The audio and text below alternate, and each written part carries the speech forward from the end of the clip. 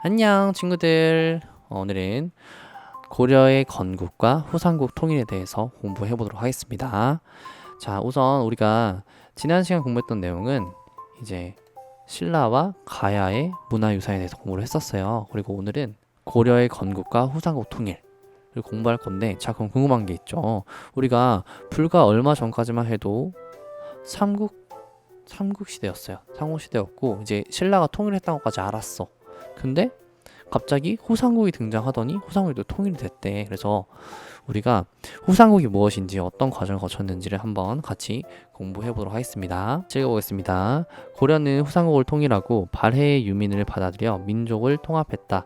외세의 침입이 여러 번 있었지만 고려는 이를 잘 극복하고 활발한 대외 교류를 바탕으로 독창적인 문화를 발전시켰다. 고려를 세우고 외세의 침입을 극복하는데 활약한 인물에는 누가 있을까? 한 독창성을 엿볼 수 있는 고려의 문화유산에는 어떤 것이 있을까? 라고 해서 이제 고려 왕궁터, 만월대와 송악산, 개성시를 보여주고 있는데요. 이 고려는 수도가 개성이었어요. 개성. 이제 오늘날에는 북한의 영토에 있습니다. 고려의 건국과 후삼국 통일 과정을 보도록 하겠습니다. 신라 말 귀족들의 왕위 다툼으로 정치가 혼란해지자 지방에서는 새로운 정치 세력인 호족이 등장했다. 자, 이게 뭐냐면 신라 시대에는 지방에 호족이라고 있었어. 호족은 이제 어떤 돈이 좀 있고 군사력이 있고 이런 사람들이 지방에서 나름대로 한 자리를 하면서 그 지방에서 세력을 미치고 있는, 그 지방을 다스리고 있는 약간 그런 느낌이었어요. 그러니까 통일신라 전체 영토가 있지만 이제 그 신라가 수도가 경주였잖아요. 경주에서 지방의 세세한 그런 행정까지 다 살펴보기가 어려우니까 그 지방의 나름대로 좀 경제권이 있고 군사력이 있는 호족들한테 어느 정도 위임을 한 거예요. 이제 맡겼는데 이게 처음에는 잘 되고 있었어요. 잘 되고 있었는데 나중에는 이게 호족들이 좀 불만이 나오기도 하고, 호족 중에서 나는 좀 내가 더 잘해서 나라를 만들어 보고 싶은데 라고 하는 호족도 생기게 된 거야. 자, 이제 여러 호족 중에서 세력을 키운 견훤과 궁예, 그렇죠. 이 견훤과 궁예가 이제 나중에 후삼국을 세우게 된 사람들인데요. 견훤이 세운 나라는 후백제이고 궁예가 세운 나라는 후고구려이다. 이처럼 신라 말의 나라가 신라, 후백제, 후고구려, 훗날 고려로 나뉘었는데 이를 후삼국 시대라고 한다. 자, 견훤은 이제 신라의 원래 군인이었어요. 군인이었는데 오늘날의 전라도 땅으로 가서 이제 후백제를 세우게 됩니다. 그리고 궁예는 왕족이라는 설도 있지만 일단은 승려라는 말이 더 유력해요. 그래서 이제 신라의 승려였는데요. 처음에는 철원에 있다가 이제 오늘날의 개성 송악, 그 당시엔 송악이라 불렀습니다. 으로 가서 후고구려를 세웠습니다. 그래서 처음에는 이제 고구려를 계승시킨다고 하면서 후고구려라고 지었다가 나중에는 뭐 마진으로 바꾸고 그다음에 또 태봉으로 바꾸고 막 이런 과정들을 거쳤어요. 왜 이렇게 나라들 이름을 바꿨는지 왔다리 갔다리 했는지는 뒤에 이야기에서 한 번 더 살펴보도록 하겠습니다. 왕건은 송악 개성의 호족으로 궁예가 세력을 키우자 궁예의 신하가 되어 후고구려 건국을 도왔다. 그는 후백제와의 여러 전투에 참여해 뛰어난 공을 세워 높은 지위에 올랐다. 그 후 궁예가 신하를 의심하고 죽이며 일부 호족들을 억압하자 궁예를 몰아내고 고구려를 세웠다. 자, 보겠습니다. 자, 이게 고려의 영토고요. 그 다음에 후백제, 그 다음에 신라 해가지고 이제 후고구려를 궁예가 901년에 건국을 했는데, 이 궁예 밑에 있던 왕건이 이제 궁예가 엄청난 폭정을 일삼아 막 신하를 죽이고 이유 없이 백성들을 죽이고 내가 막 미륵이다라고 하면서 관심법이라 하거든요. 막 내가 너의 마음을 다 읽을 수 있다 이러면서 너는 막 나에 대해서 욕을 했다 이러면서 갑자기 막 철퇴로 내려쳐서 죽여버리고 이런 굉장한 폭정을 일삼았어요. 그래가지고 이제 그 밑에 있던 신라 중에서 가장 높은 자리에 있던 신라 또 왕건이 궁예에 엄청난 촉망을 받았습니다.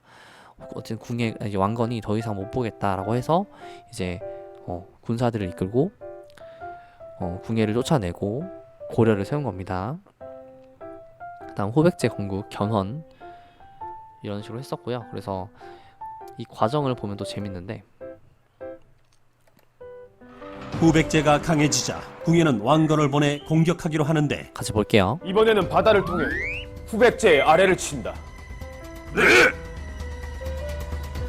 왕건은 바닷길을 이용해 후백제 안쪽 지역인 나주를 점령했다.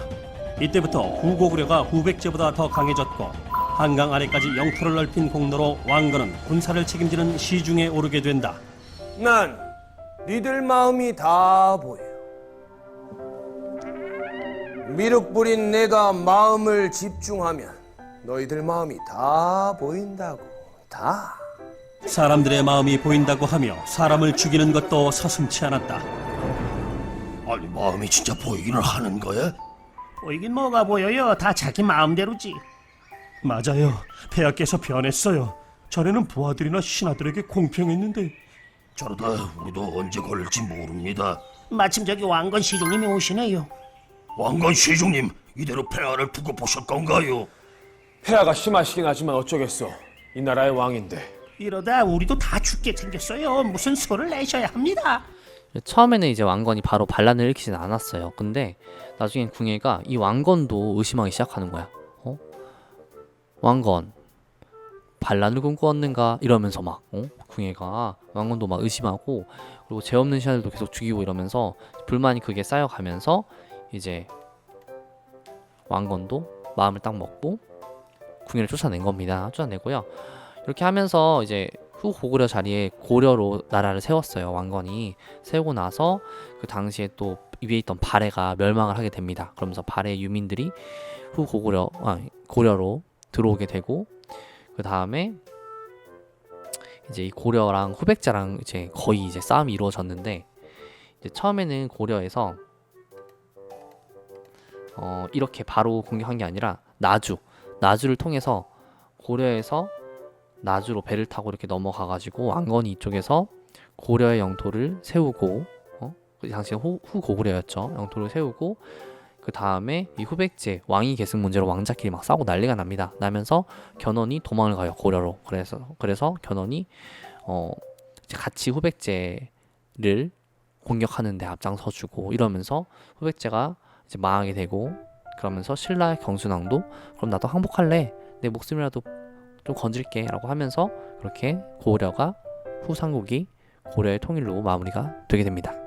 고려를 세운 왕건은 한때 후백제와의 전투에서 패배의 위기를 겪었으나 몇 년 뒤 전투에서는 크게 승리했다. 후백제는 견훤의 자식들 사이에서 왕위 다툼이 일어나 힘이 약해졌다.